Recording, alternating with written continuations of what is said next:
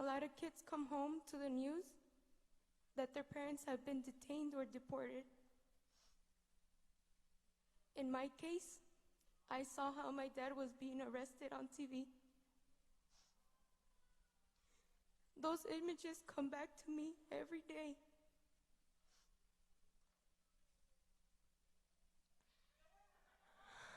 I want all deportations to stop.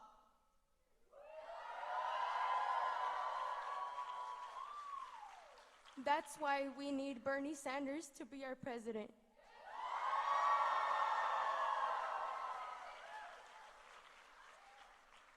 He will make a change in my future, in our future. Vote for a political revolution that cares about our communities and doesn't destroy our country.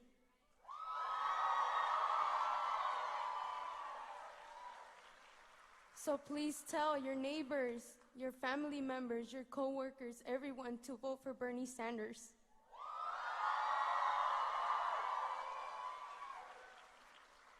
I want to welcome you, our future President of the United States.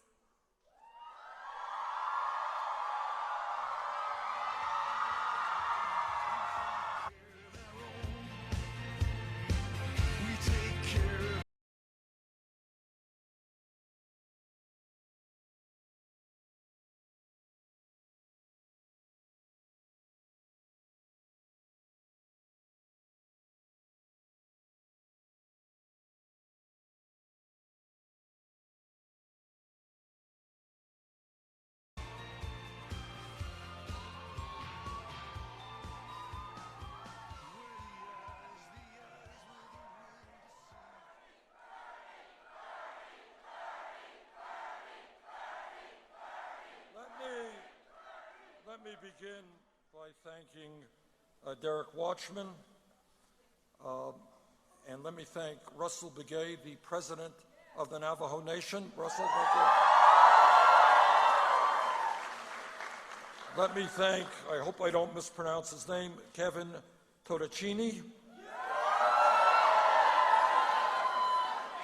And mostly, let me thank Catherine Bueno for being here today. A young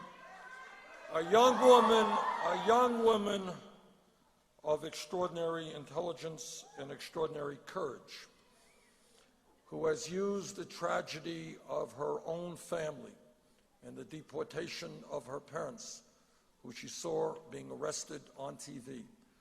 She has used that grief and that anger to stand up and fight for justice, and I cannot thank her more for what she has done.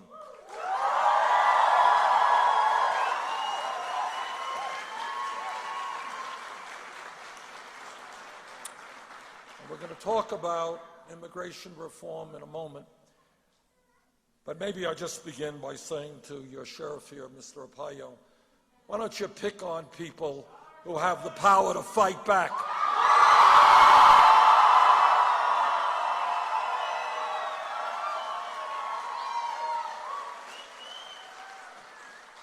Stop picking on children like Catherine and others. And let me begin by saying, as I have said before, that if elected president, we are going to pass comprehensive immigration reform and a path towards citizenship. Whether Mr. Arpaio likes it or not,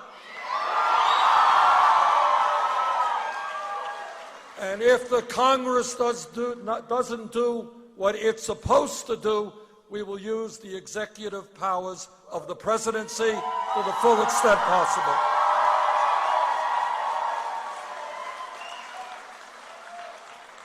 It is not acceptable to me and a vast majority of the people in our country that 11 million undocumented folks are living in the shadows, they're living in fear, they are being exploited, and that has got to end. I know a little bit about the immigration experience. My dad was an immigrant, came from Poland, and all of us have got to do everything that we can to make sure that people in this country are not living in fear.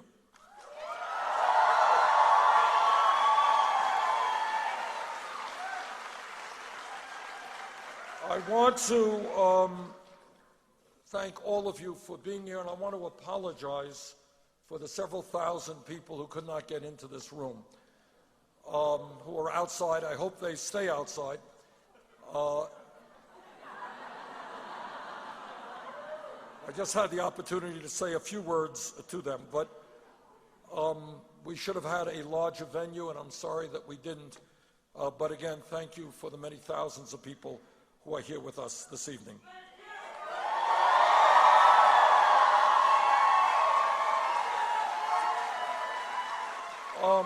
Just a word about this campaign and what we are trying to do. When we began this campaign, we were at 3% in the polls, about 70 points behind Secretary Clinton. We had no political organization. We had no money. We had no name recognition. Other than that, we were doing really great. But we have come a very long way in 10 months, and we think that now that we are in the West, maybe the most progressive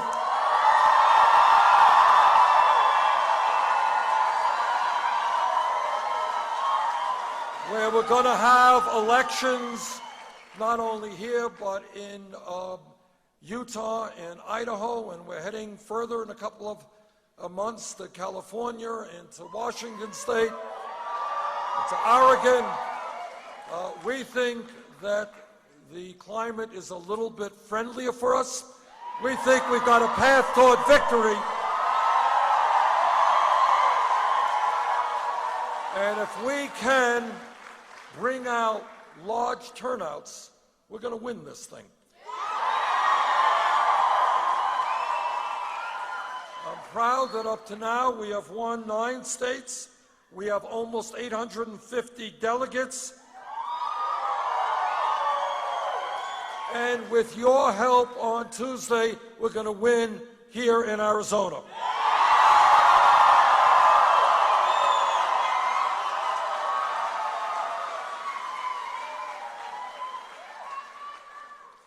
Now, the reason that we are doing as well as we are is we're doing something very radical in American politics. We are telling the truth.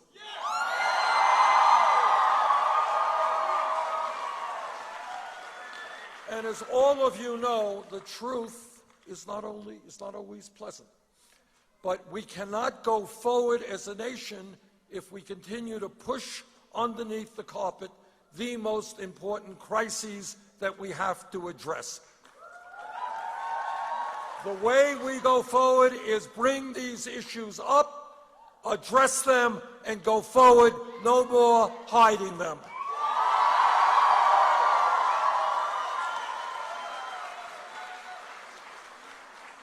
Issue number 1, and that is this campaign is addressing the crisis of American democracy. The fact that we have a campaign finance system which is corrupt and which is undermining American democracy. Look, democracy is not complicated. Don't let anybody suggest to you that it is. What democracy means is one person, one vote. You want to vote for me? Thank you. You want to vote against me? That's okay. That's democracy.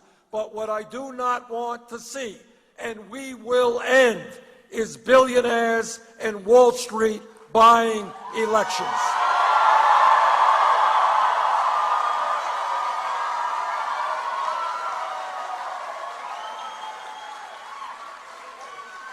Now, what makes our campaign quite unique in American history is that up to this point in the election, we have received over 5 million individual campaign contributions.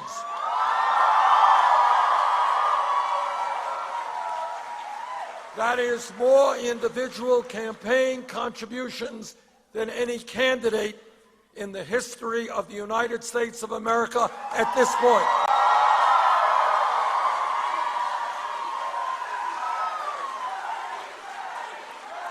Anybody here know what the average contribution is?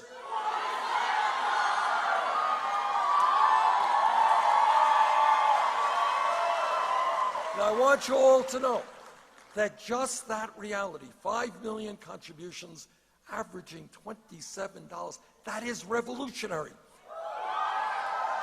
And what that shows is you can run a winning national campaign and not be dependent on Wall Street or billionaires.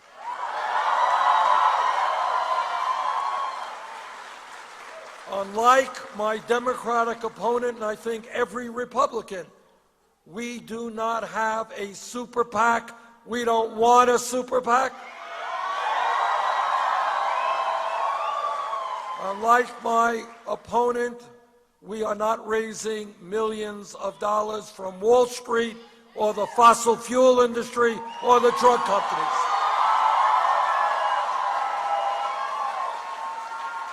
And by the way, I've not given too many speeches on Wall Street for $225,000 a speech. But it is not only a corrupt campaign finance system that is undermining American democracy.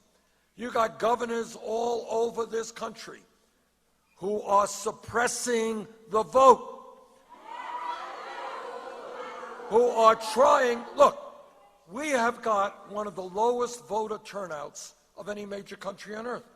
What any sensible person would say is, how do we increase voter turnout?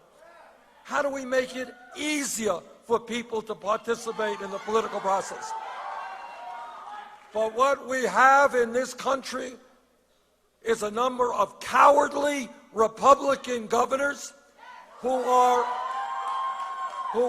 afraid of free and fair elections.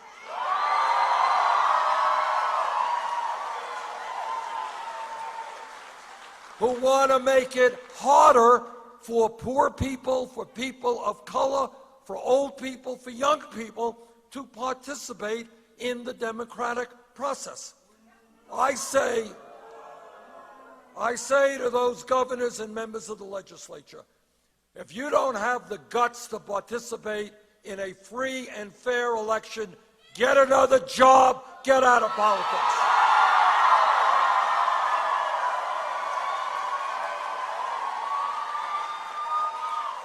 If elected president, we are going to take those governors on. In my view, if you're 18 years of age, a citizen of this country, you have the right to vote. End of discussion.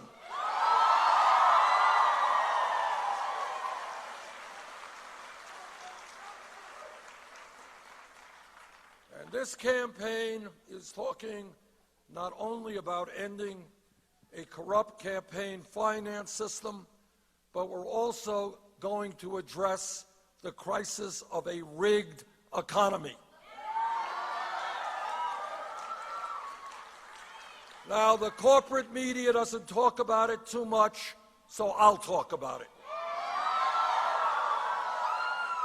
This is what is going on economically in America today. Today in America, we have more income and wealth inequality than almost any other major country on earth. It is worse here today than at any time since 1928. Listen to this. Listen to this. In America today, the top 1/10 of 1% now owns almost as much wealth as the bottom 90%. That is called a rigged economy. In America today, 20 wealthiest people, 20 people, own more wealth than the bottom half of America, 150 million people. That is a rigged economy. Let me give you another example of what a rigged economy means. The wealthiest family in America today is who? Good, smart group. All right.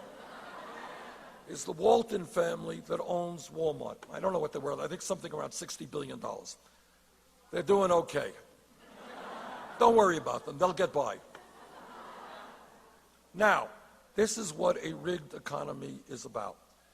The Waltons, who own Walmart, pay their workers wages that are so low, and they're the largest private sector employer, that many of their workers are forced to go on Medicaid, food stamps, and subsidized housing. You got that? Wealthiest family pays workers' wages so low. Who do you think is subsidizing the Walton family by paying taxes to make sure that people get Medicaid and food? You are.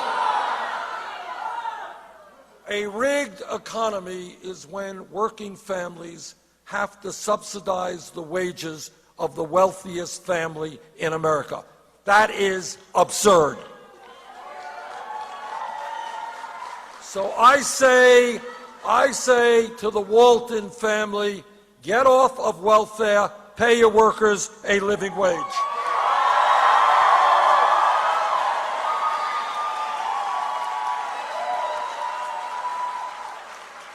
And while we have a massive level of income and wealth inequality, the situation is worse for many of our minorities. In fact, Latino families during the Wall Street, as a result of the Wall Street meltdown, lost 2/3 of their wealth. Latino families lost 2/3 of their wealth, mostly in housing. African Americans lost half of their wealth as a result of the Wall Street economic downturn. Now, it is not just wealth, it is income. They are going to get to them in 1 minute.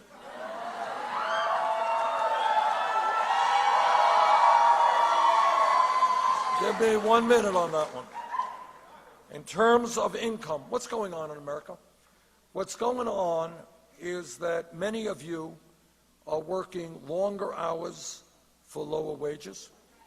Many of you are working 2 or 3 jobs, trying to cobble together some income and some health care. Am I right? Okay. So what you got in America today, in my state of Vermont, here in Arizona, all over this country, you got people working longer and longer hours. You got mom working, you got dad working, you got the kids working. What does this do? What does this do to families? It stresses out marriages, correct? Parents don't have enough time to spend with their children, and that causes other problems. So here is in the midst of all that, people working incredible hours, 58% of all new income created today is going to the top 1%. You got that? People working longer and longer hours, but the top 1% gets 58% of the income. Are you guys ready for a radical idea? Together, we're going to create an economy that works for all of us, not just the 1%.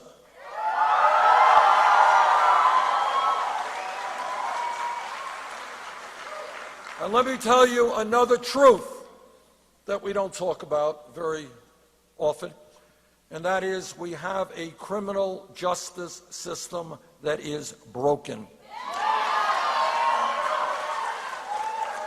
What this campaign is about is asking the American people to think outside of the box, outside of the status quo.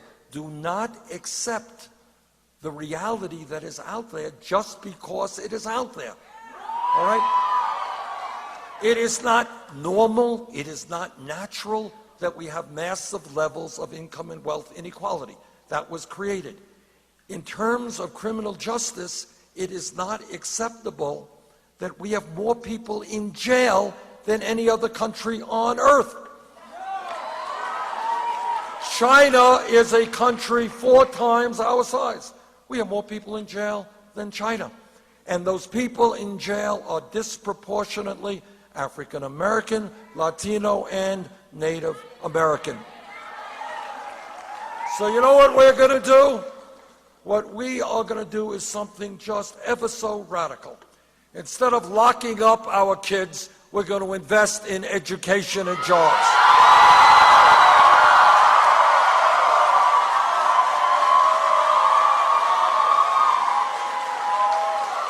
Right Right now, unemployment for young people in the Native American community, sky high.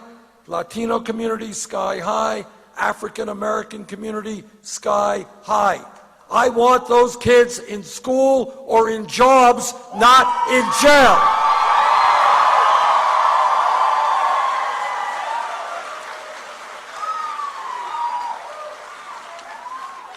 This campaign is talking to ordinary Americans rather than just wealthy campaign contributors. And what workers are telling me is they cannot get by on $8 or $9 an hour. Now, I understand, somebody can correct me if I'm wrong, is that the governor here is trying to make it impossible for cities to raise the minimum wage. Is that right?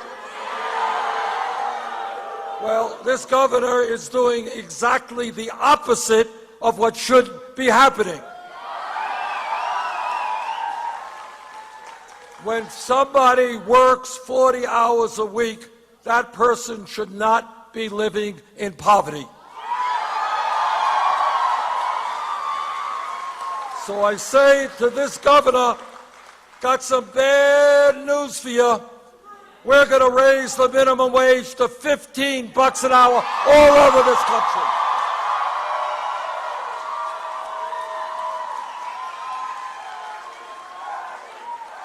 And I know that every man in this room will stand with the women in the fight for pay equity.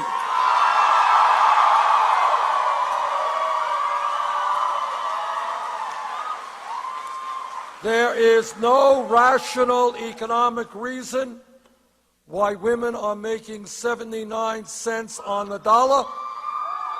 That is old-fashioned sexism, and together we're going to change that.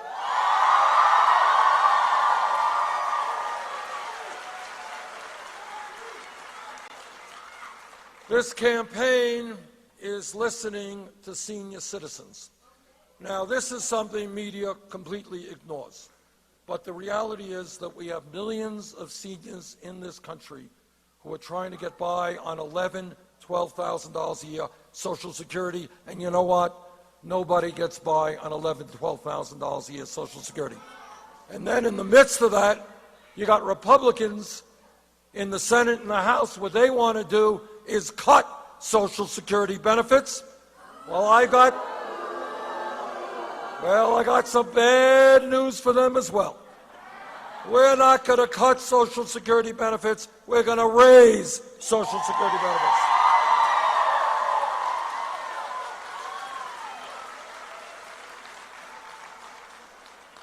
And this campaign has some, we have talked to young people all over the country. And we have listened to young people. And you know what young people are telling me? What they are saying is, why does it happen? Why does it happen that I end up $30,000, $40,000, $50,000 in debt because I got the education that I need?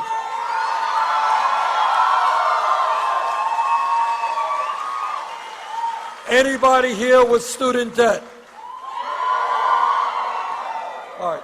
Again, what I beg of you, think outside of the box. Just think for a moment. We tell all of the young people how important education is, right? We know, all of us, that we live in a competitive global economy. We've got to have the best educated workforce in the world, right? Why then do we punish millions of people for doing what they are supposed to do, which is get a good education? Now,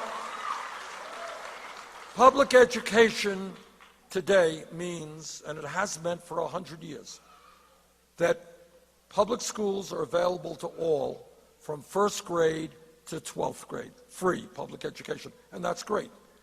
But all of you know, the world has changed, the economy has changed, People today need more education to get the good jobs that are out there. Is that right? All right.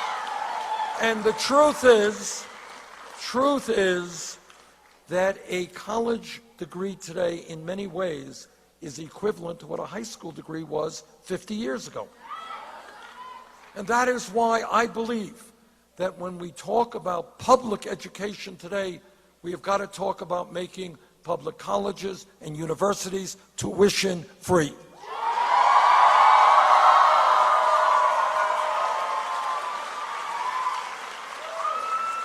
Is this a radical idea? No. This is not a radical idea. This is a much less radical idea than people who 100 years ago said that all the young people should get first grade through 12th grade. That was pretty radical. To extend that to public colleges and universities when other countries are doing it, when, shock of all shocks, 50 years ago in America, the great public colleges and universities were virtually tuition free.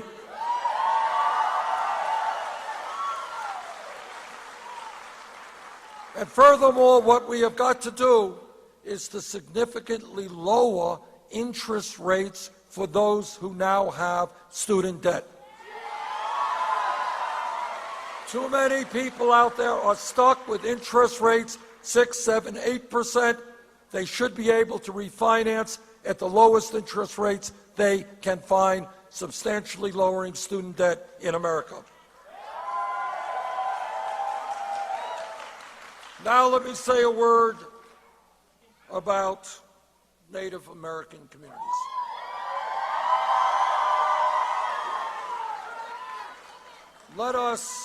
I think there is no debate, sadly no debate, that from day one, from the first day that settlers came to this country, the Native American people have been lied to, they have been cheated,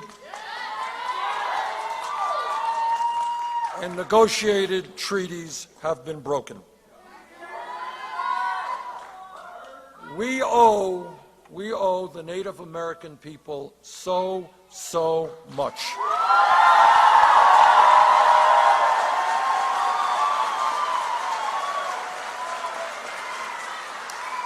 And we are forever grateful that they have shared their culture, that they have shared their respect for the environment with us.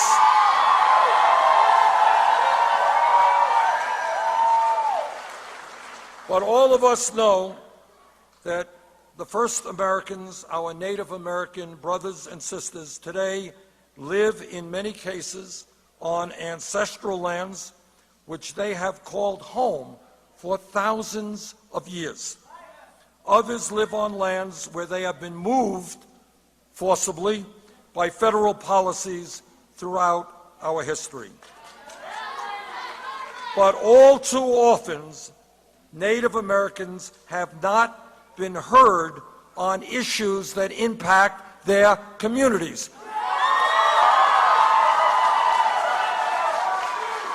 They have been told what to do. They have not been involved in the process. Despite the existence of negotiated treaties which coerce tribal nations into ceding, as we all know, millions of acres of their homelands to the United States in exchange for guaranteed rights, many of those rights have not been upheld.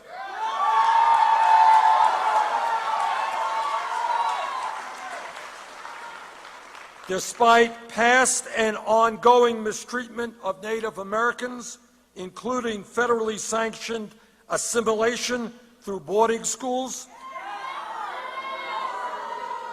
Native Americans have maintained possession of cultural and natural resources today that are the key to the Indian country's bright future.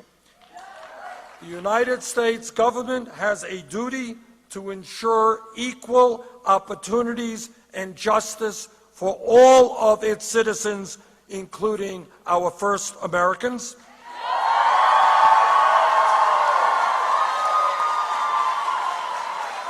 And let us be honest, again, let us be honest and acknowledge that we are not doing that today.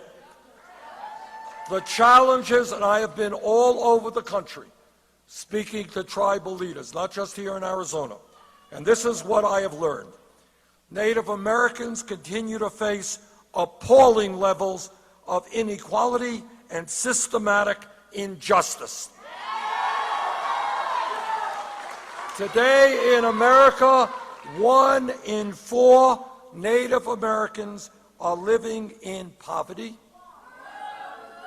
and the high school graduation rate is 67%, the lowest of any racial demographic group. The second leading cause of death for Native Americans between 15 and 24 is suicide.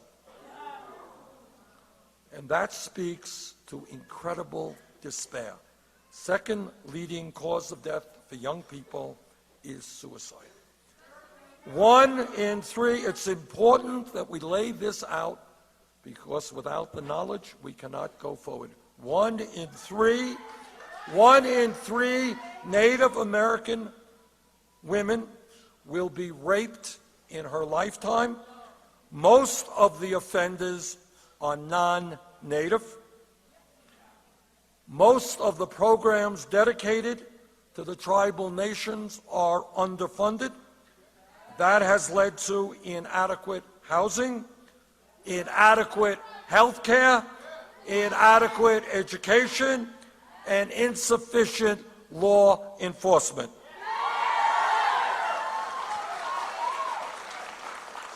Today, Native Americans have a lower life expectancy and higher rates of uninsured than the population at large, and even those who have health coverage have difficulty accessing the health care that they need. Exacerbating the struggles of Indian country is a failure to understand and support the principles of self-determination. During my time in Congress, I have worked with other members and with the Native American communities to address the challenges facing the Native community and to create opportunities for those communities. I have recently introduced in the U.S. Senate the Save Oak Flat Act.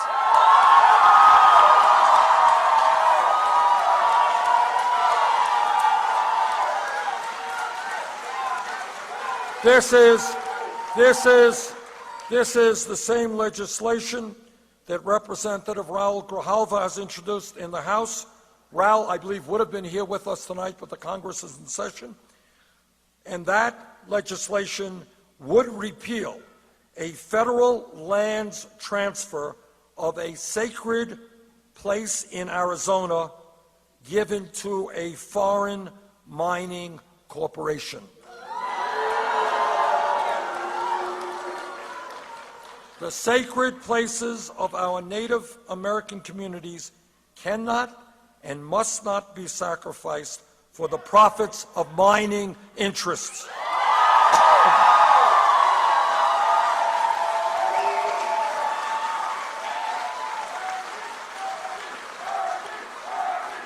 As a senator, I have consistently opposed tar sands and fracked gas pipelines.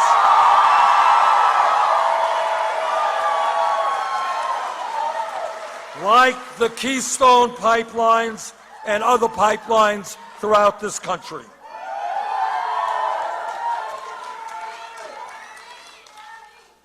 In my view, not only are these pipelines themselves causing environmental damage, not only do they stand the possibility of terrible oil spills, but ultimately, as a nation, we have got to break our dependence on fossil fuel.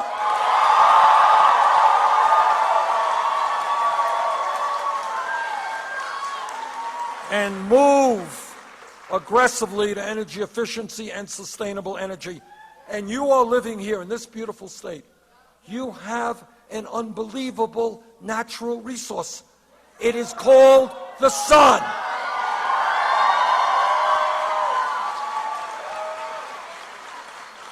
The sun doesn't have oil spills. Sun doesn't have gas leaks. Sun, especially in your state, is out almost every day. Wish I could say that about my state. But you have an opportunity here to stand up to the fossil fuel industry and transform your energy to solar, to wind, to geothermal.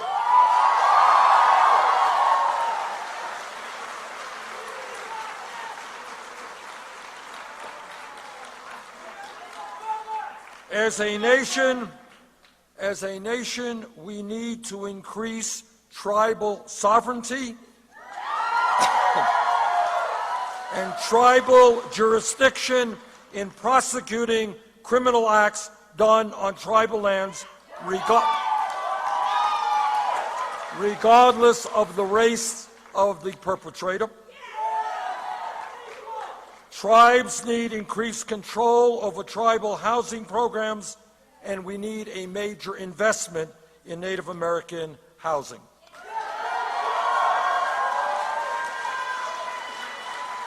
And by the way, City of Washington has a very good football team, but it doesn't have to be called the Redskins.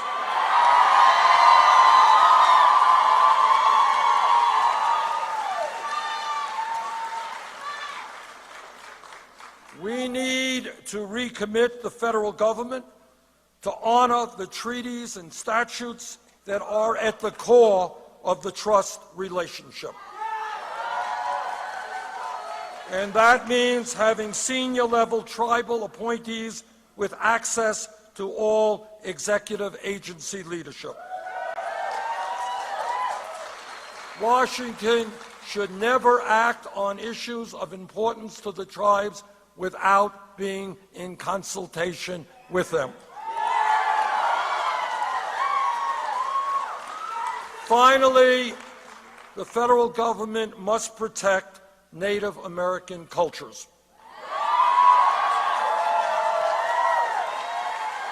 Tribal communities must be empowered by providing resources to protect and revitalize indigenous languages, religions, cultures, and traditions. The culture of the Native American people is so rich, is so extraordinary, that all of us will gain by preserving and enhancing that culture.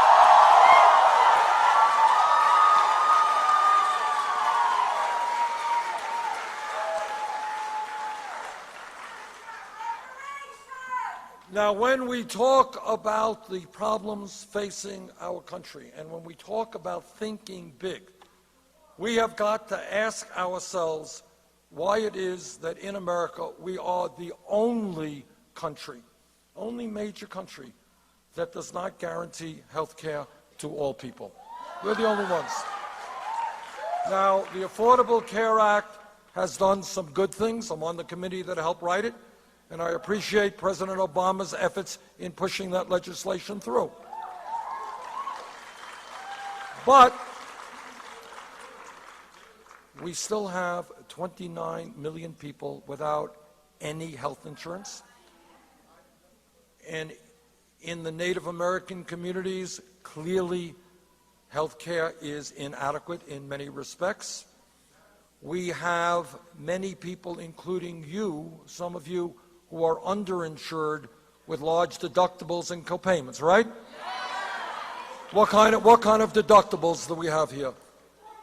4,000? How much? $2,500. 13,000 for a large family? 13,000. All right, what does this mean? In other words, people tell you, well, we got 90% of people insured. Yeah, that's true, but you got a $13,000 deductible. That means if you don't have any money in your pocket, you're not going to go to the doctor when you should. Is that right? And you know what? We lose thousands of people a year because they don't go to the doctor when they should. They die. Furthermore, today in America, we got a pharmaceutical industry that is ripping off the American people unbelievably. Our people, you, me, all of us are paying by far the highest prices in the world for prescription drugs. Highest prices in the world for prescription drugs, 29 million people uninsured, more underinsured, and yet we end up spending far more per person on health care than the people of other countries. So let me say this so there is no ambiguity. I believe that health care is a right of all people, not a privilege.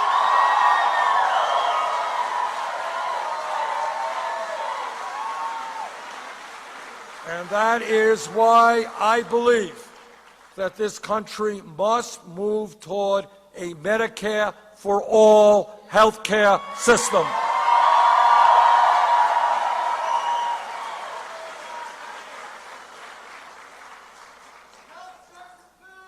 That's right.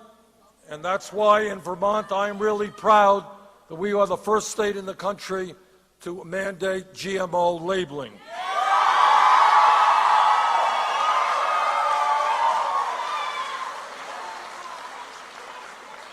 Let me say a word to our Latino brothers and sisters.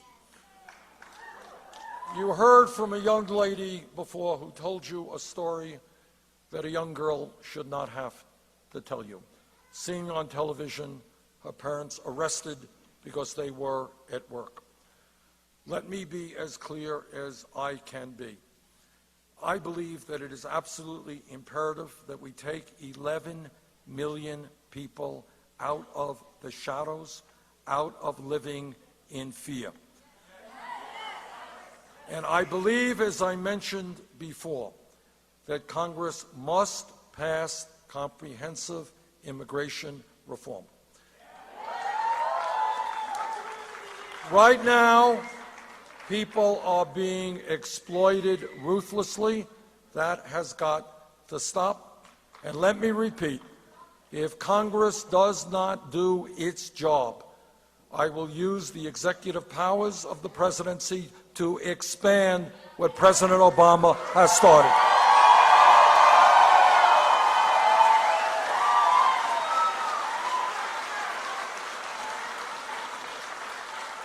And furthermore, we will put an end to what Catherine's family has experienced. We will stop the deportations of people. Furthermore, when we talk about immigration and when we talk about criminal justice, I have introduced legislation to ban private prisons and private detention facilities.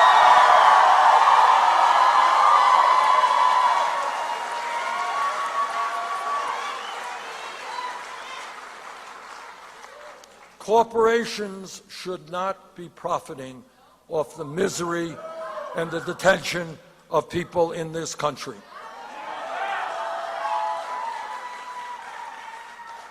Also want to raise an issue that is close to home here in Arizona, and that is the outrageous and unconscionable behavior of Sheriff Joe Arpaio.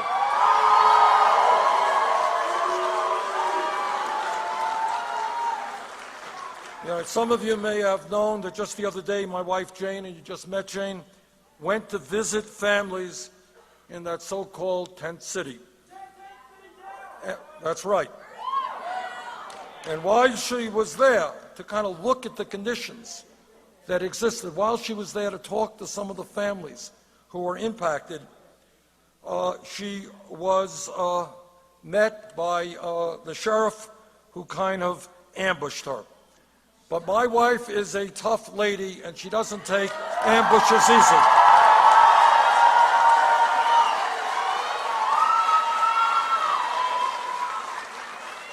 So what she did in that brief meeting that he forced upon her, which he probably regrets now, is she asked him about racial profiling. And he didn't have an answer.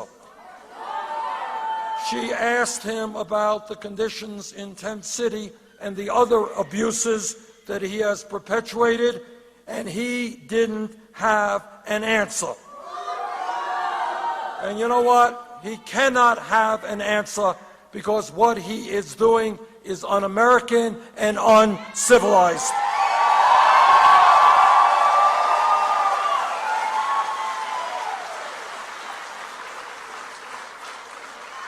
As I said before, it is easy for bullies like Sheriff Arpaio to pick on people who have no power. If I'm elected president, the President of the United States does have the power. Watch out, Joe.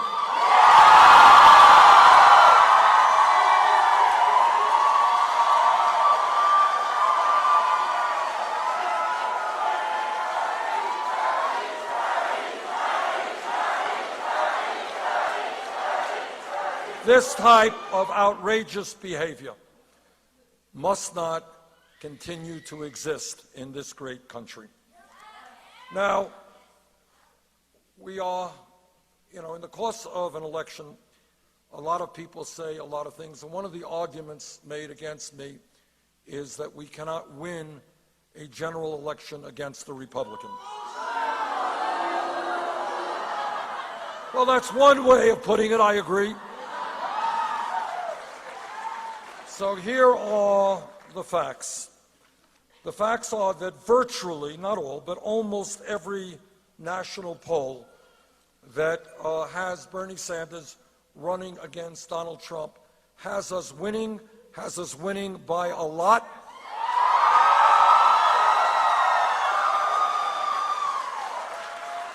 The last NBC Wall Street Journal poll had us beating Mr. Trump by 19 points.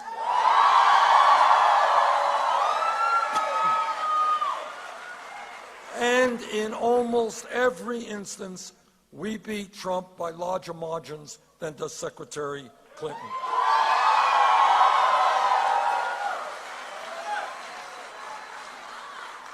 Now, Mr. Trump will not become President of the United States.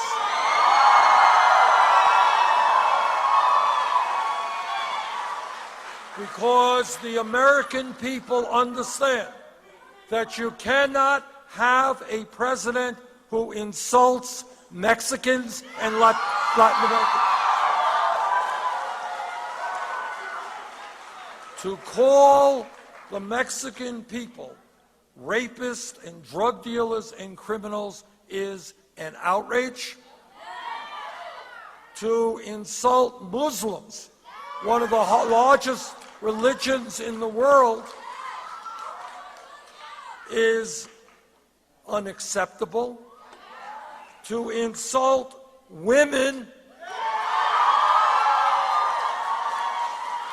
the American people are not going to vote for a man who insults women, who insults African Americans.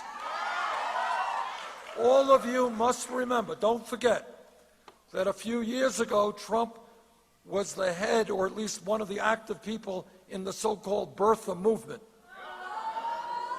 What that movement was about, understand what it was about.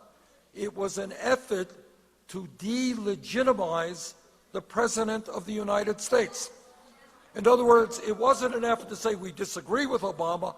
It was an effort to say he should not be President of the United States. That was an awful, horrific thing to attempt to do. And I have found it very interesting. President Obama's father was born in Kenya. My father was born in Poland.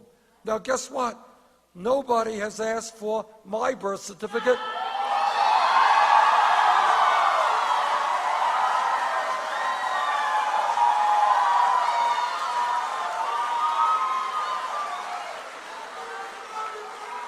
Do you think it has something to do with the fact that my skin color is different than the president's? I do.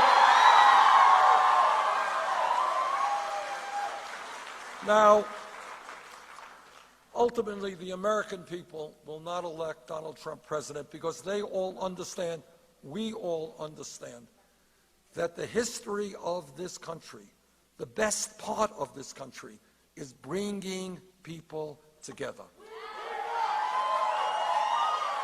Black and white, Latino, Native Americans, Asian Americans, that is what makes us an extraordinary country. We learn from each other. We grow from each other.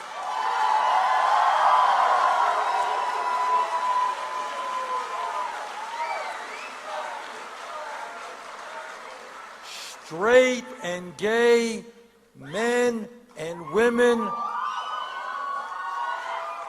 people born in America, people who have come to America, everybody understands that we are stronger when we stand together, and that trumps every day dividing us up as Trump would have us be.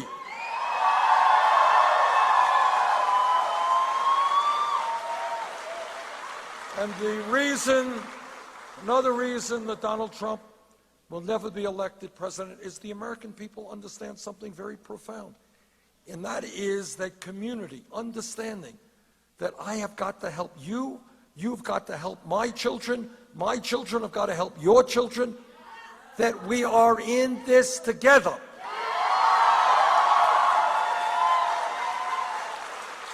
And that coming together, supporting each other, will always trump selfishness.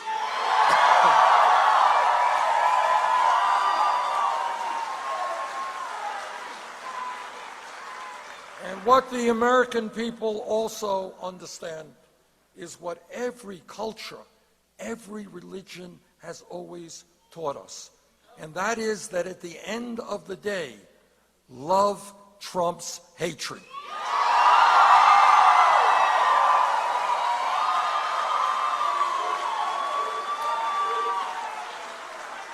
Now, everybody who understands history understands that real and profound change never takes place from the top on down. It is always from the bottom on up.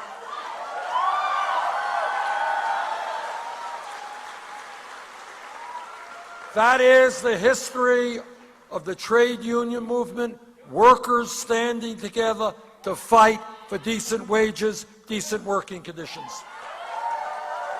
That is the history of the civil rights movement, blacks and whites fighting together to end racism and segregation and bigotry in America.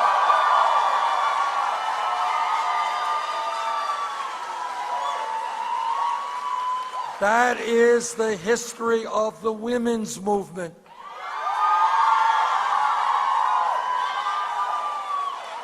Everybody knows that 100 years ago, not a long time from an historical perspective, women in America did not even have the right to vote.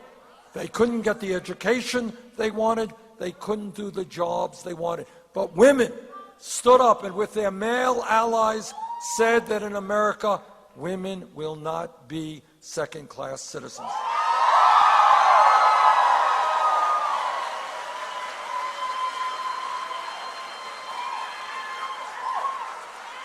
And that is the history of the gay rights movement in this country.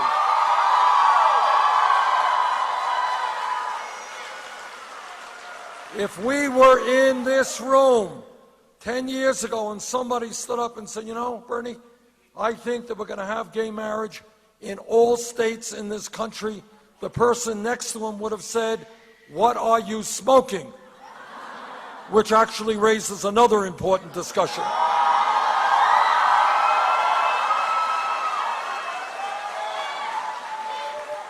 But what happened?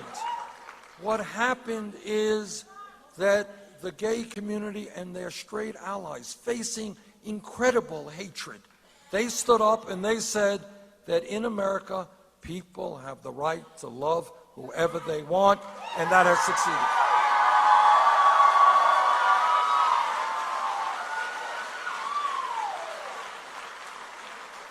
And just in passing, let me say this. Let me get back to criminal justice and mention something to you that I should have mentioned before. One of the things that I have learned is that over the last 30 years, millions of people in this country have gotten police records for possession of marijuana. And a lot of lives have been ruined as a result. Now, right now, under the Federal Controlled Substance Act, marijuana is listed as a Schedule I drug. That's the top of the list, alongside heroin. Now, everybody here knows that heroin is a killer drug. And we got an epidemic in my state, throughout New England, and throughout this country. Marijuana is not heroin. And that is why I have introduced legislation to take marijuana out of the Federal Controlled Substance Act.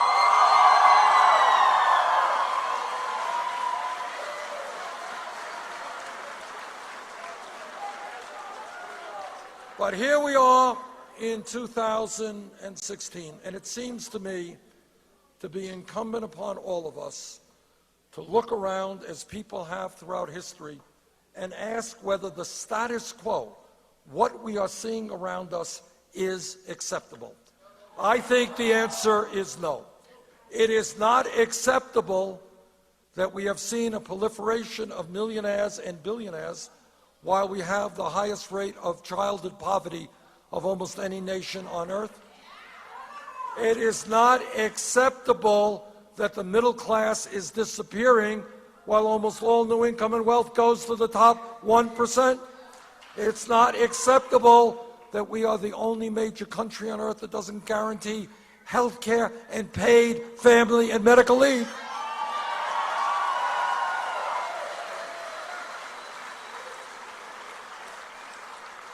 What our job now, and this is what next Tuesday is about, is to stand up and say loudly and clearly, enough is enough. We need to create a government that works for all of us, not just a handful of billionaires. We will win here in Arizona next Tuesday.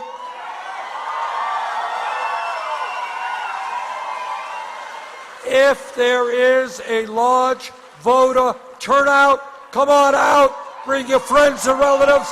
Thank you.